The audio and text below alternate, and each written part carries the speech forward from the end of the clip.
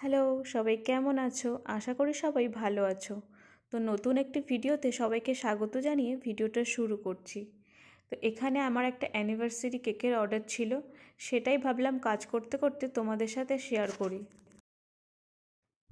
তো ভিডিওটা স্কিপ না করে পুরোটা দেখো, আশা করি তোমাদের ভালো লাগবে। আর যারা নতুন নতুন কাজ করছো তাদের জন্য অনেক টিপস আছে, তো পুরোটা দেখলে তোমরা বুঝতে পারবে। আমি কাজ করতে করতে সমস্তটাই তোমাদের সাথে শেয়ার করব এবং একটু আড্ডা দেওয়াও হয়ে যাবে সাথে। ফার্স্ট একটা কথা বলে রাখি, স্পঞ্জ কিন্তু একদমই গরম অবস্থায় ফ্রস্টিং করা উচিত নয়, তাতে একদমই ভালো হয় না এবং এরকম কাটার সময় ভেঙে যেতে পারে। সেক্ষেত্রে অবশ্যই কেক পুরো ঠান্ডা হওয়া উচিত। তো আমি আগের দিন স্পঞ্জটা বানিয়ে রাখি সব সময়, আর যদি সন্ধেবেলা কাজ করি তো সকালে অবশ্যই বানাই এবং এটাকে ভালো করে ক্লিন র্যাপ করে অবশ্যই ফ্রিজে রাখা উচিত যদি সেটা রাতে বানিয়ে রাখা হয়। এবার আমি কেকটাকে 3টে লেয়ারে কেটে নিয়েছি। এখন যেটা করব সেটা হচ্ছে স্পঞ্জের সুগার সিরাপ শোক করব। এই সুগার সিরাপটাও কিন্তু একটা ইম্পর্টেন্ট পার্ট, এটা স্কিপ করলে কিন্তু ক্রিম লাগাতে খুবই অসুবিধা হবে। তাই প্রত্যেকে অবশ্যই যারা নতুন কাজ করছো এটা মনে রাখবে, সুগার সিরাপ মাস্ট, এটা কিন্তু কেউ স্কিপ করো না একদমই। একটা গুরুত্বপূর্ণ কথা হচ্ছে, কেক বানানোটা কিন্তু সম্পূর্ণ প্র্যাকটিসের উপর নির্ভর করে। তুমি যতই ভিডিও দেখো বা কারোর থেকে শেখো, এটা সম্পূর্ণটাই তোমার নিজের হাতের ব্যাপার। তুমি যত প্র্যাকটিস করবে তত তুমি বুঝতে পারবে তুমি কোনভাবে স্বচ্ছন্দ বোধ করছো, কিভাবে কাজ করলে তোমার হাতে সুবিধা হচ্ছে বা প্রপার জিনিসটা আসছে। যখন তুমি কোনো ভিডিও দেখবে বা কারোর থেকে শিখবে, প্রত্যেকেরই আলাদা আলাদা টেকনিক থাকে। কাজের শুরুতে একটু অসুবিধা হলেও তুমি যত প্র্যাকটিস করবে তত কিন্তু বুঝতে পারবে যে তোমার ঠিক কোনটাতে কমফোর্ট ফিল হচ্ছে, কোনটাতে তুমি ঠিকঠাক প্রপার কাজটা করতে পারছো। তো এবার আবার কেকের প্রসঙ্গে ফিরে আসি। তো একদম কেকের ওপরে যে টপ লেয়ারটা ছিল সেটা আমরা মিডিলে দিয়ে দেব এবং সাইডের যে গ্যাপটা এভাবে ক্রিম দিয়ে ফিল করে নেব। এটা হলে কি হয়, কেকের ব্যালেন্সটা খুব ভালো হয়, এছাড়া কেকের শেপটা খুব সুন্দর আসে।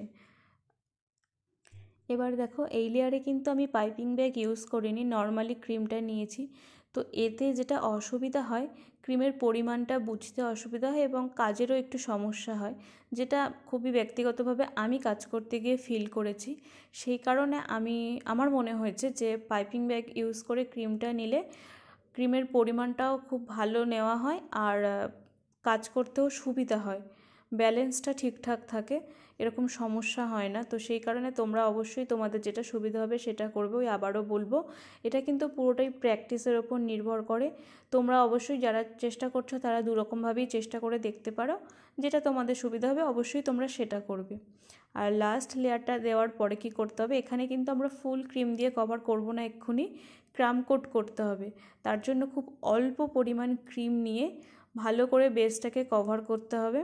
তারপর এটাকে ফ্রিজে কিন্তু মিনিমাম আধ ঘন্টা তো রাখা উচিত, তারপরে বাকি কাজটা করা উচিত। ও হ্যাঁ, ভালো কথা, তোমরা কে কোথা থেকে ভিডিওটা দেখছো আমাকে অবশ্যই জানিও। কেক বানাতে ভালোবাসো বা বেকিংয়ের সাথে যুক্ত আছো সেটাও জানিও।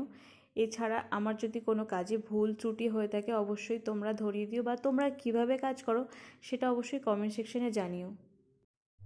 যাই হোক, গল্প করতে করতে আমি বলতে ভুলে গেছি, এটা আমার যেহেতু অর্ডারের কেক ছিল, তো কাস্টমার বলে দিয়েছিল কেকটা হবে ভ্যানিলা ফ্লেভার, কোনো রকম কালার ইউজ হবে না, পুরো সাদা থাকবে কেকটা, শুধু কেকের ওপরের পোর্শনে একটা চকলেট ড্রিপিং থাকবে আর কোনো রকম অন্য কালার যাবে না। তো সেই কারণে আমি টোটালি কেকটাতে কোনো রকম কালার বা এসেন্স কিছু ব্যবহার করিনি। আরও একটা কথা বলি, এখানে ভিডিওতে তোমরা যত স্পিডে এই কাজগুলো দেখছো, এত স্পিডে কিন্তু কেউ প্লিজ করো না। আসলে আমরা যে সময়টা ধরে কাজ করি সেই সময়টা পুরো তুলে ধরা ভিডিওতে সম্ভব হয় না, অতক্ষণ ধরে যদি তোমরা ভিডিওটা দেখতে বসো এনার্জিটাই হারিয়ে ফেলবে। সেই কারণে একটু ভিডিওটা ফাস্ট করে দেখাতে হয়, তাই তোমরা কিন্তু অবশ্যই এগুলো হালকা হাতে কাজগুলো করো। তো কেকটা ছিল 2 টায়ারের, তো সেমভাবে আমি আরও একটা কেক আগেই বানিয়ে রেখেছিলাম, সেটাকে এবার এর উপরে বসিয়ে দিলাম। এবার কেকের ব্যালেন্স ঠিক রাখার জন্য এরকম একটা মোটা স্ট্র মাঝখানে দিয়ে দিতে হবে। তো এটাকে বেকিংয়ের ভাষায় কি বলে আমি ভুলে গেছি, আমি এটাকে স্ট্র বলি, তোমাদের কারো যদি জানা থাকে অবশ্যই আমাকে একটু জানিও। নামটা আমার ঠিক এই মুহূর্তে মনে পড়ছে না, বা আমার জানা নেই, আমি একবারই দোকানে শুনেছিলাম। এরপর একটা বাজে ঘটনা তোমাদের সাথে শেয়ার করি। এই যে ড্রিপিংসটা দেখছো, এটা আমার একটা ভীষণ প্রিয় পার্ট, কিন্তু সেই ড্রিপিংসটাই ঠিকঠাক হচ্ছিল না সেদিন, কারণ গ্যানাচটা এতটাই বসে গেছিলো যে ড্রিপিংসটা ঠিকঠাক হয়নি। তাও আমি ভিডিওটা তোমাদের সাথে শেয়ার করলাম এই কারণেই, তোমরা দেখলে বুঝতে পারবে ড্রিপিংসটা ঠিকঠাক না হওয়ার কারণে এই পুরো কাজটাকে আমার আবার সেই ক্রাম কোটের অবস্থায় ফিরিয়ে নিয়ে যেতে হয়েছিল। কারণ এভাবে কোনো কাস্টমারকে আমি কেকটা একদমই দিতে চাইনি, কারণ সেটা স্পেশাল ডেতে আমাকে এই কেকটা বানিয়ে দিতে বলেছিল, আর যেখানে নিজেরই পছন্দ হচ্ছে না, তাই আমি আবার কেকটাকে নতুন করে বানাই। তো যেহেতু কাজটা একবার ঘেটে গেছিলো, সেহেতু আমার আর নতুন করে বাকি কাজটার ভিডিও করা হয়নি, তাই শুধু লাস্ট ক্লিপটুকু নিলাম। তোমরা জানিও কেমন হয়েছে কেকটা। আর হ্যাঁ, এরকম আরও নতুন নতুন ভিডিও দেখতে হলে প্লিজ চ্যানেলটা সাবস্ক্রাইব করে দিও।